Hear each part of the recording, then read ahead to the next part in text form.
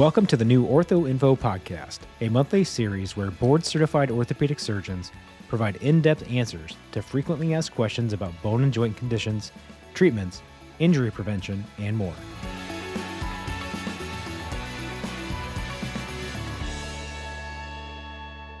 Welcome to the first Ortho Info podcast. I'm Sharif Bichet, and I'm a sports surgeon and shoulder surgeon in Detroit, Michigan at the Detroit Orthopedic Institute. Here today with my dear friend and also the editor-in-chief of the Ortho Info Committee for the American Academy of Orthopedic Surgeons, Mary Mulcahy.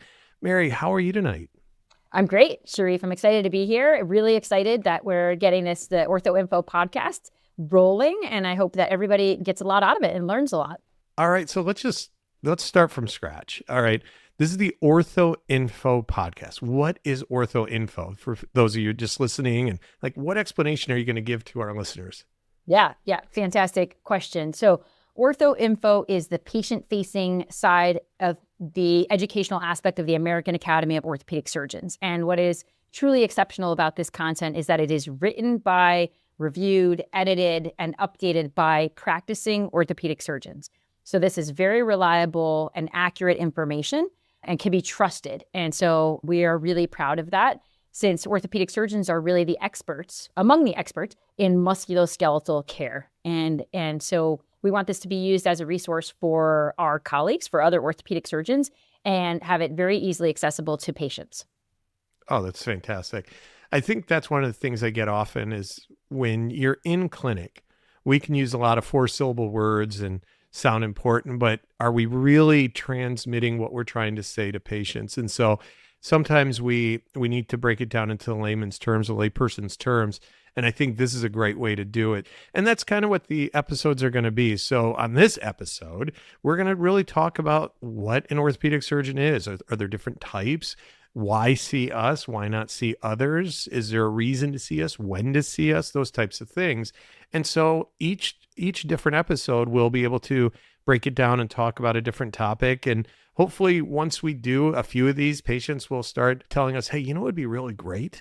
It would be really great if you talked to us about X. And, it would be really fun to do because then it gives us more clarity of what our listeners want. So let's start simple. What is an orthopedic surgeon? Why'd you become one? Let's start from scratch. So orthopedic surgery, just in general, focuses on the musculoskeletal system, so bones and tendons and ligaments, and management of all of those types of injuries. And there are a lot of different subspecialties, like 9. So a lot of different areas that we focus on within orthopedics. I'm a sports medicine surgeon too, so some of the things that Sharif and I do overlap, but I do shoulder and knee arthroscopy, and that's rotator cuff repairs and shoulder instability and ACL reconstruction and meniscus, taking care of meniscus tears. But there are foot and ankle surgeons. There are surgeons who do hip and knee replacements, referred to as total joints surgeons. There are dedicated shoulder and elbow surgeons, hand surgeons, orthopedic oncology, which is taking care of bone and soft tissue tumors, trauma surgeons, and pediatric and spine. Oh, I try to forget about spine, Sharif. I know, it was tough. It takes a special person to do spine. Pediatric orthopedics and then spine. Yes, very important. And so thankfully, we have surgeons who are interested in all different areas, and all, of course, are critically important. And so that's kind of an overview. I don't know. What else would you add? What would you tell patients? I think that's a great start. I think one of the things you really hit on is the subspecialties within orthopedics. But there's also those doctors, let's say they're not in a big community, like I'm in Detroit, you're in Chicago. Let's say they're in, some small town in middle America, and it's a general orthopedist. What's a general orthopedist? Yeah, it's important. And you're absolutely right. So some surgeons actually may choose not to go on to do fellowship training. Some may do still the extra year of fellowship training, but then work in a rural area, as you're referring to. And because of the nature of their practice and where they're located, they have to do a lot of different things. And that's kind of what we mean by a general orthopedic surgeon. So this may be a surgeon who, maybe has additional training, but they will do hip and knee replacements. They'll do arthroscopy like Sharif and I do. They may also do some hand surgery and trauma surgery. So kind of a little bit of everything. And it may be that for those surgeons, when there's something that's really complex or needs special attention, they will refer the patient where appropriate, but that they can handle most of the things that come up in that rural community. And that's a great point, because there is the collegiality between our profession, where I know what I'm really good at and I know what I'm not really good at. I'm still pretty good at those things I'm not really good at, because we did their training and got 5 years of training of everything. And then we subspecialized. But, being in practice almost 20 years now, I've probably forgotten more orthopedics than I remember, because there was so much that we learned. I think that's why it's really important to seek us out when you have a problem, because we really have studied a lot. I mean, I know for me, I did 4 years of undergraduate. I didn't need a master's, but I got one. So that was 2 years. Then I did 4 years of medical school, 5 years of orthopedic surgery residency, and then a year of sports medicine fellowship. So that's 16 years.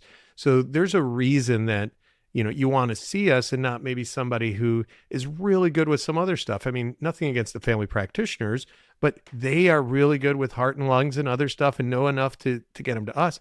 Don't come to me for heart and lungs. Come to me for your musculoskeletal things. So I really think it's important that, we're all doctors. We all want to work together. However, some of us have really an expertise in certain areas that others don't. And it's a nice way for, hey, if I have a back issue, I don't want to see me. I want to see the back guy. I want to see the person who's studied spine up and down, no pun intended, but they know everything about it. So it really is a unique profession in that we not only are specialists, but now we are also subspecialists, depending on what we like. I'm going to go back for a second, Mary, because you said you do a lot of scopes. To those listening, like, what is a scope? Arthroscopy. So arthroscopy, as I explained to patients, trying to help them understand too, is I said, the arthroscopy is, if you break it down, like, arthro is joint, scope is a camera. So it means that we put a camera into the joint, we use very tiny incisions, and we do a lot of work through those small incisions. So we are operating based on what we see on a TV screen, honestly. So we are doing things in 3 dimensions that we see in 2 dimensions. So you can just imagine, it's not really like playing a video game, but you can think about it a little bit like that. But these small incisions where we put the camera in and we see everything inside the shoulder and inside the knee, and we have special instruments that enable us to feel the different structures and to address the injury. So if there's a meniscus tear, we have special instruments that help us repair the meniscus, which is hugely different from the 1970s. I mean, what we do now is completely different. And it's all because of the advancement of surgical technique, of the instruments, of the arthroscope. But just in general, that's what arthroscopy is. Perfect. All right. So I often get, I do shoulder and sports like you do, but every now and then you'll get that patient that comes in and there is some redundancy in musculoskeletal care. And what I mean by that is a hand surgeon can be orthopedics or can be plastic surgeon. A foot and ankle surgeon can be an orthopedic surgeon or a podiatrist. What is that difference? Or let me add spine and neurosurgery. They're very similar too. Yeah, very, very similar. So there are some things that overlap in terms of what those different physicians or surgeons do. And then there are some areas that are distinct. And so it's a little bit nuanced. But if we're talking about hand surgery, for example, definitely hand surgeons can be either orthopedic surgeons or plastic surgeons where they've done their training. But the majority of the time, those plastic surgeons, for example, and orthopedic surgeons have gone on to do specialized training in hand surgery. And so they have that overlap where they are very capable of doing those procedures. Like, just for example, I'm at Loyola. Our chief of hand surgery is a plastic surgeon, and she is now housed within the Department of Orthopedic Surgery, and she's phenomenal. So they're very similar overlap in terms of capabilities. Not all plastic surgeons are trained to do hand surgery like orthopedic hand surgeons are. But for those plastic surgeons that seek the additional training, I would say they are equally qualified to do certain things that are within their training. And so that is with regards to hand.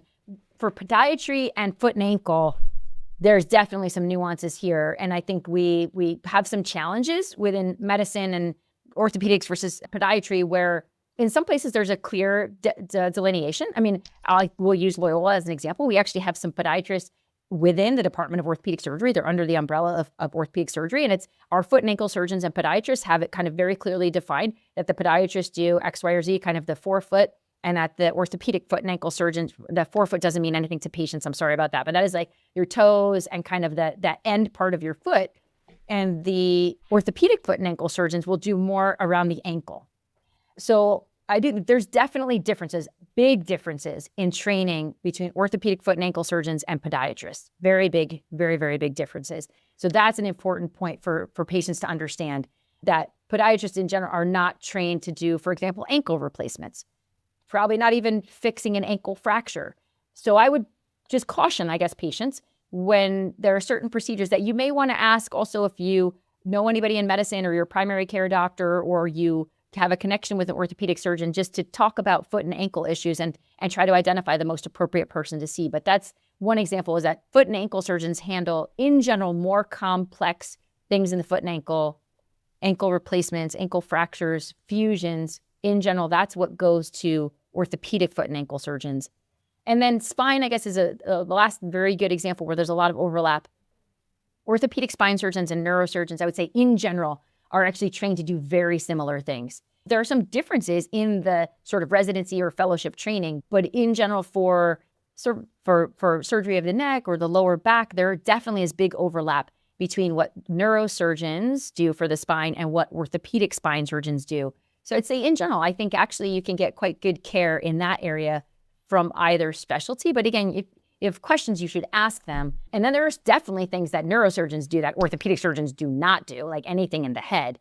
But very good question. And I think certainly from a patient perspective can be challenging to understand sometimes who's the right person or what's the right specialty to go to. I don't know. Is anything you'd add? Yeah. No, I think you nailed it. And I was just going to kind of roll into the next question, which kind of, piggybacks on this, because oftentimes when a patient gets a referral, they're told by somebody, go see this person. And it's sight unseen. They show up to the office and they don't know what they don't know. And they presume this is the person I was sent to for a reason and move forward. Well, we've now talked a little bit about fellowships and fellowship training and subspecializing in certain types of musculoskeletal treatments. What would you tell a patient to make sure that they get to the right place so that they can be treated?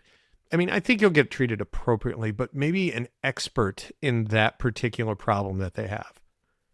Yeah, I mean, I think from a patient perspective that we certainly want to encourage you, everybody listening, to feel empowered and ask questions to say, is this a procedure, or do you commonly handle this type of issue? Is this a procedure you do often? Is this something you specialize in? Or is there someone else that you may recommend that I see?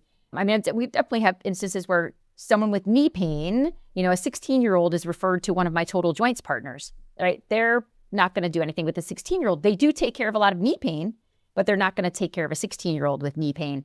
So I think that that's an important instance where obviously the total joint surgeon is not the most appropriate person in that particular case. But I'd say I just would try to encourage patients to feel empowered and ask questions and don't hesitate. And if, when you're asking questions too about what are the treatment options, if there's any question or concern, that I would just dig a little bit deeper.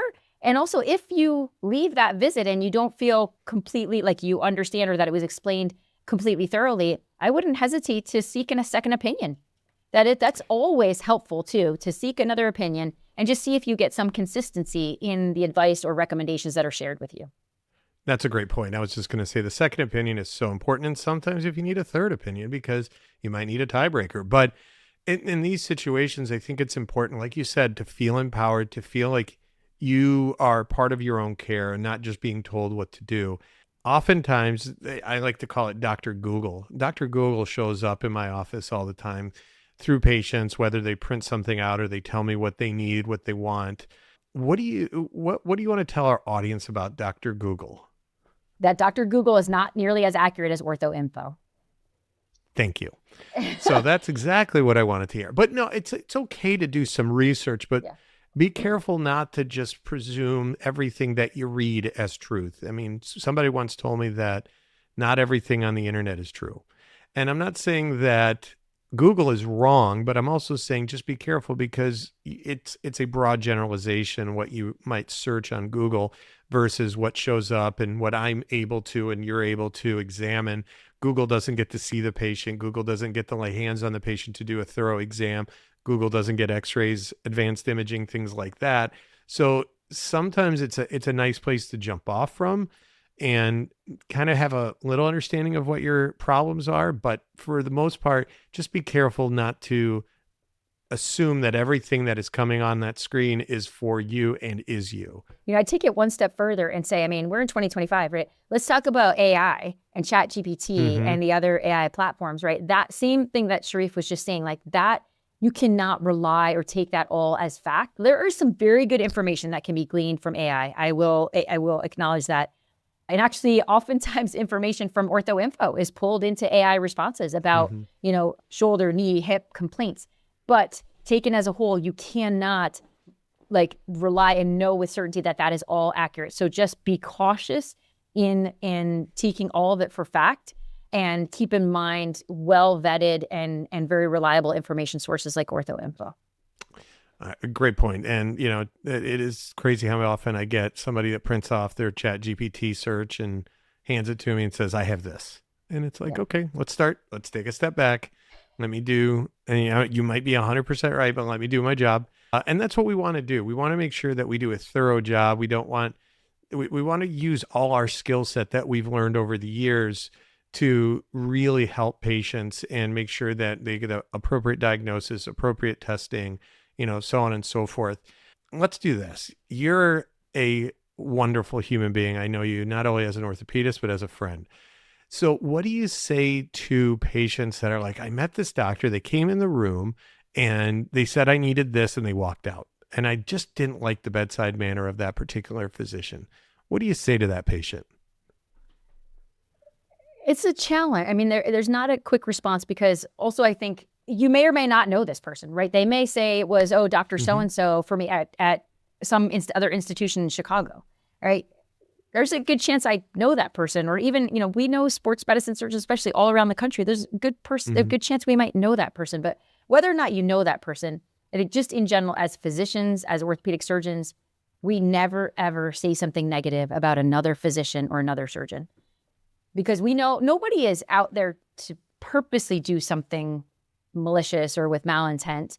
Everybody has different ways that they interact with patients, that they handle different issues. And so it may do, what I tell patients too sometimes is that we don't always connect with everyone. There are patients that see me, I'm sure, that don't connect with me. And I encourage patients always, if they have questions or concerns, that they definitely can seek another opinion. I'll refer them to other surgeons within my group, or say, there are several other institutions within the city. But I think that that's a key point, is that we don't always connect, whether it's with a physician or a physical therapist or someone you interact with in some other professional capacity. Just understanding that if you don't have that connection or it doesn't quite click with you, then don't be afraid to seek another opinion or to get other advice, because it may just be that you need to connect in a different way with someone else. And that's exactly it. I joke sometimes with patients. I said, every first interaction in the office, in the clinic, is like a first date. And, there's some wonderful people that just don't click with each other. It doesn't mean one's bad, one's not. But I would tell patients, and kind of going along with this empowering conversation, is feel empowered to be with the type of doctor or surgeon that you feel comfortable with. And it's not to take anything away from that surgeon. We're all a little bit different. You don't know what's happening in our personal lives, and maybe I'm having a bad day. Who knows? But nonetheless, as a person who's going to take care of you or operate on you, just make sure you're comfortable with that person. And it's okay to say, you know what, I really thank you for your time, and find another person. There's no points off there, because you as a patient need to feel comfortable with your care. And that doesn't mean just with the decisions made, but the person that's providing that, or the team of physicians, or the team of that physician. So you got to feel comfortable. I mean, I really pride myself that that's what my office is built on. My clinic is built on these relationships. And I saw a patient yesterday that came in for her 17-year follow-up on her shoulder replacement. And, there's something special about those moments. And that's what I want for my patients to feel comfortable to come see me. Not all of us are built the same, and that's okay. But you just need to find the person that makes you feel comfortable. I agree completely, because I think surgery is a big deal. Like, even though we operate all the time, we still do not take it lightly. It's very serious. We understand how it impacts patients, right? This may be the first time they're having surgery. And they're nervous and all these totally normal responses. But I agree, the excellent point that you made is like we want our patients to feel very comfortable with every aspect of this care, because also it's not just the surgery and then you're done and you have no interaction with the surgeon again. You have a lot of interaction. We're seeing each other very regularly for months. And so you do want to make sure that you have a good relationship. I think that's one of the most critical aspects of what we do. So, Mary, we've talked about a bunch of different things, but, the relationships between a physician and a patient, sometimes these are things that are really easy to see, but sometimes things are unseen. Is there anything you want to tell patients about how you feel about them when they're not there? Like, are you thinking about them? Are you kind of problem solving? Like, does it ever stop? Excellent question. I would say no, it doesn't really stop. I mean, I think especially in situations where maybe it's a little bit challenging, like there's some sort of issue going on or you don't quite understand what's happening. I think we all do. We definitely think about those more. Also, if there's a surgery that we do and maybe something didn't go quite right or we had to modify it and we say like, how did that happen or what can I do differently? And we all want the best outcomes for our patients. So I think we think about our patients and what we do a lot. I'd say all the time there's something in our minds related to our patients that there is not a light switch that we turn off when we walk out of clinic. When I left clinic at 5:30 today, it's not dismissed. I still am thinking about some things that I did this afternoon. So, but I think that demonstrates how much we care about what we do. This relationship is so important to us. I was driving home today and I was sitting there thinking, I had a really challenging case sent to me. Guys had 7 surgeries and here I'm driving home thinking about, okay, like I could do this, but if I did that, my brain is sitting there thinking about this nonstop. And it's something that, like you said, you can't turn it off. And I'm proud of it because I want to get better. I want to be better. I want to offer a better product to the patient.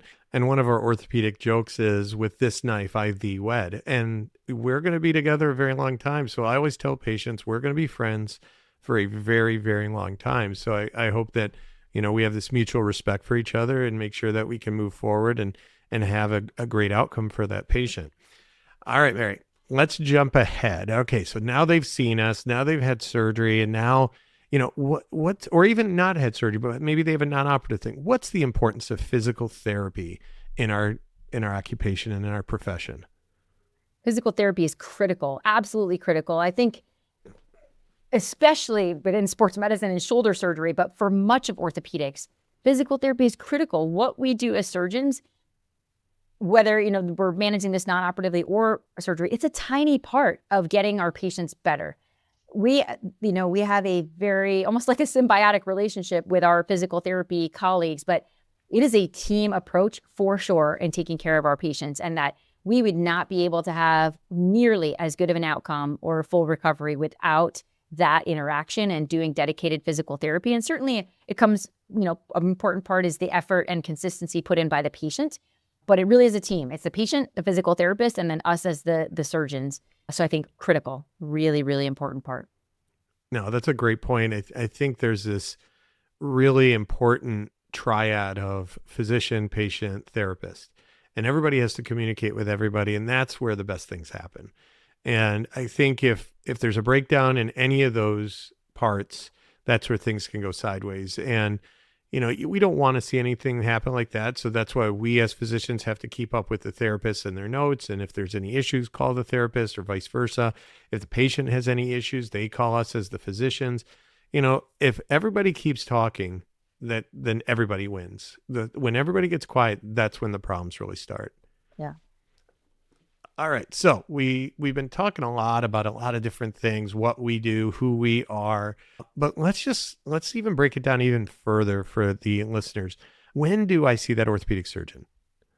First of all, if you have some sort of injury, like obvious injury, like you were fine and then had a fall or were playing some sort of sport and had an injury and are all of a sudden having a lot of pain, certainly you should be evaluated by a physician first and foremost. And if you have quick access to get in to see your primary care doctor, for example, that's a fine place that's totally fine to start. That's great. Primary care doctors have definitely very good exposure and experience with taking care of musculoskeletal type injuries. So if that's your first point of contact, fantastic to like get the ball rolling. And most of our primary care colleagues will say like, okay, this is sort of related to a specific injury. I'm going to do this and we're going to get x-rays, but then I'm going to refer you to Dr. Boucher because I know you have this shoulder pain. It started abruptly when you fell. I want you to get evaluated by a specialist. So I think key point is any injury, you should definitely be evaluated immediately. If you already have a connection or you know an orthopedic surgeon or you don't necessarily need a referral from your primary care doctor, then I think it's fine to start with the orthopedic surgeon if you have that access. But bottom line is you should be evaluated by someone. And then the other point is if you have something that's just been lingering, like you've had this knee pain and you've been, you kind of slowed down your activities, you've been taking some, Motrin, you're doing these things to try to decrease the discomfort and it's not getting better, then you should definitely be evaluated at that point as well. And sort of a similar route, like some insurance companies require you to see your primary care doctor first in order to get a referral to see a specialist. So that is always a kind of a good place to start. And then you will kind of be referred to orthopedic surgery. It's in an ideal world, like what would be great is if our, primary care counterparts saw you and then got you involved in physical therapy. As Sharif was saying, like that's a fantastic place to start, especially if it's something that's just kind of a vague onset. And then if it's not getting better, then have you come see us. But I guess my point is here, a very common route is to primary care doctor through to orthopedic surgery if the issue is not improving.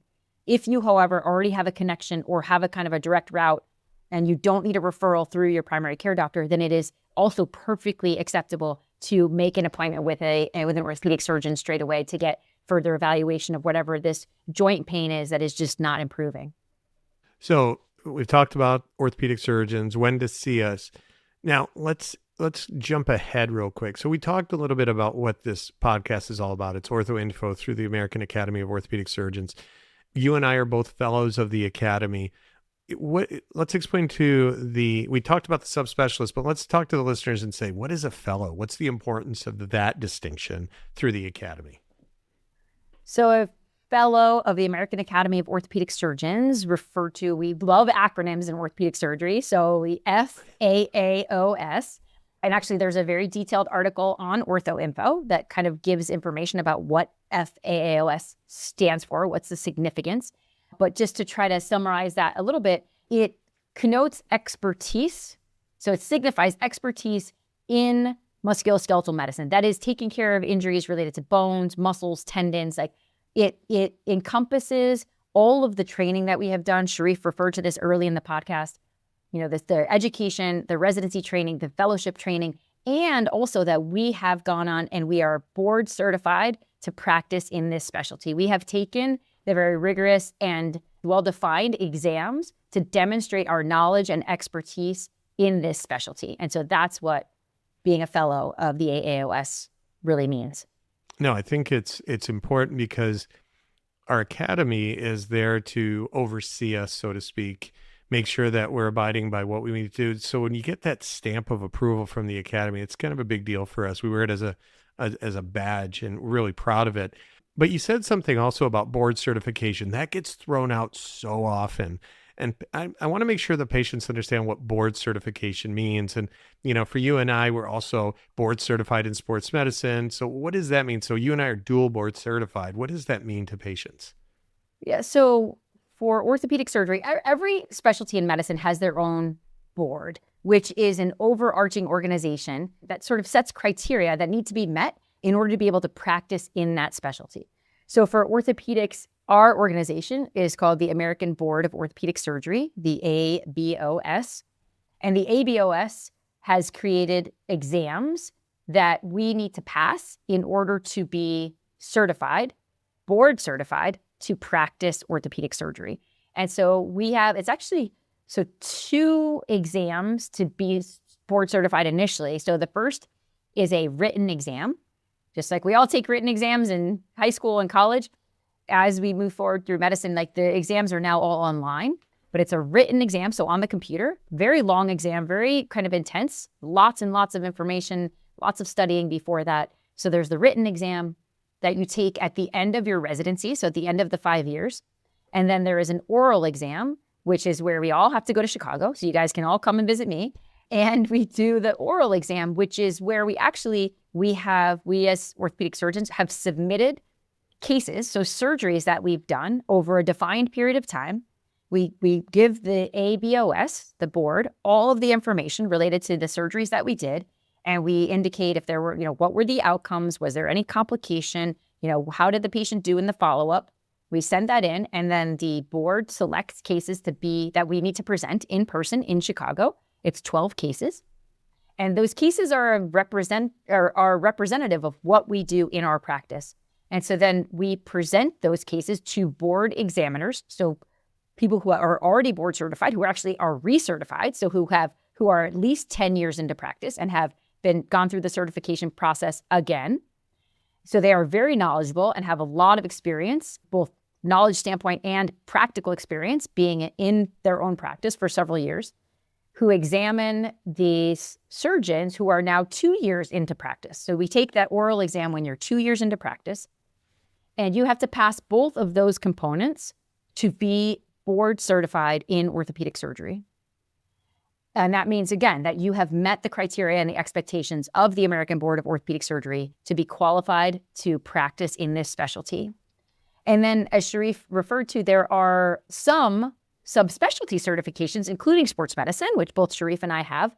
So that's an extra exam that we took separately initially. So the first time I took that was in 2017.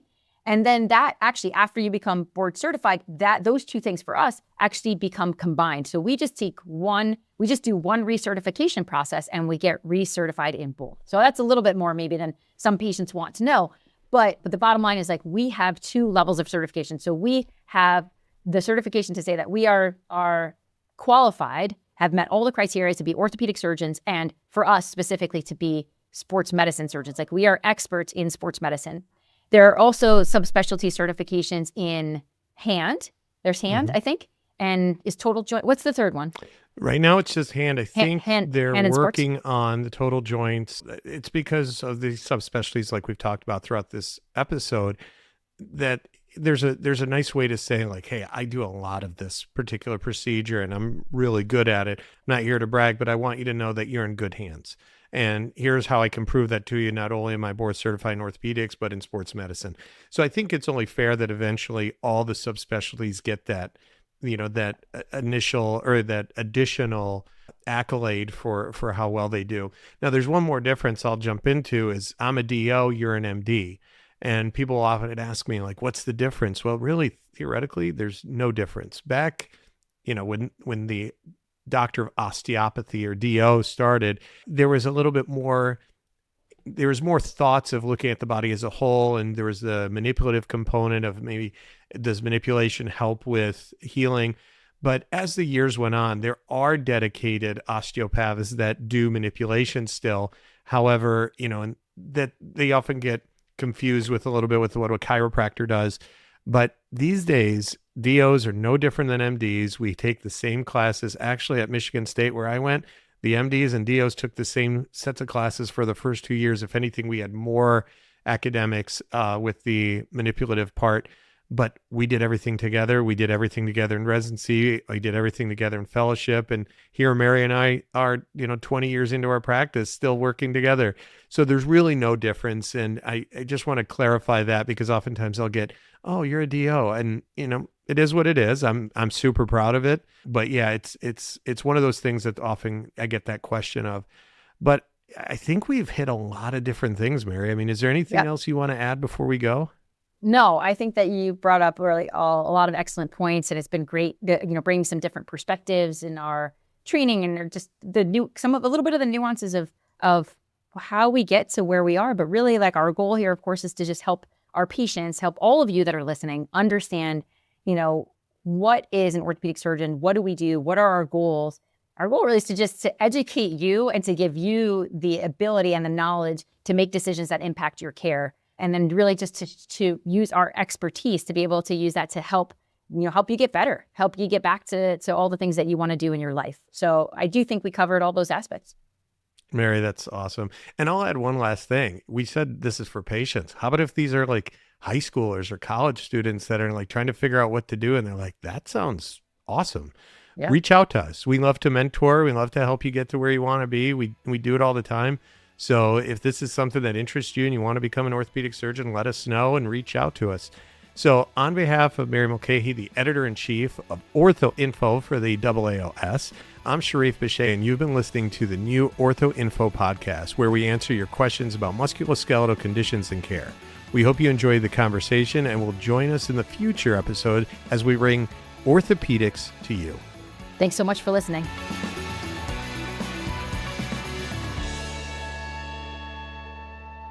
This has been the Ortho Info Podcast, brought to you by the American Academy of Orthopedic Surgeons. Production and editing by MK Quinn Media. You can find the Ortho Info Podcast on orthoinfo.org and wherever you get your podcasts. Like and subscribe so you won't miss new episodes, and visit the Ortho Info YouTube channel for full video podcast episodes and shorts. The views and opinions expressed by guests are their own, and their appearance on the podcast does not imply an endorsement of them or any entity they represent by the AAOS. Reference to any specific product, device, or service during this podcast is for educational purposes only and does not constitute endorsement or recommendation by the AAOS. Ortho Info. Expert musculoskeletal health information provided by surgeons, trusted by patients.